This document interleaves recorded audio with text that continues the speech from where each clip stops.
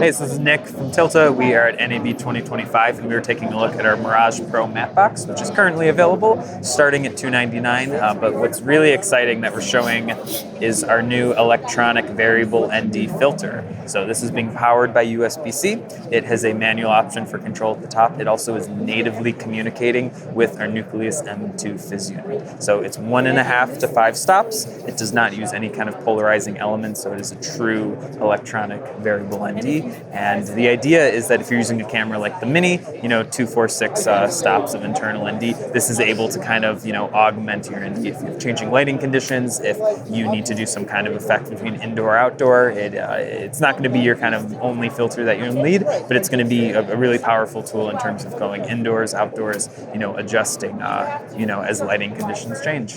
And this is a standard 4x5/6 tray, meaning it will fit in most other matte boxes. So although that we are big fans of the Mirage Pro, and it is a kind of, pretty good universal option in terms of clamping on between lenses of 80mm to 136mm, as well as swing away, 19mm rods, 15mm rods, you got side, top, and bottom flags. It kind of does it all in terms of a matte box. A pretty lightweight carbon fiber body, definitely a powerful and still affordable tool for a lot of different filmmakers.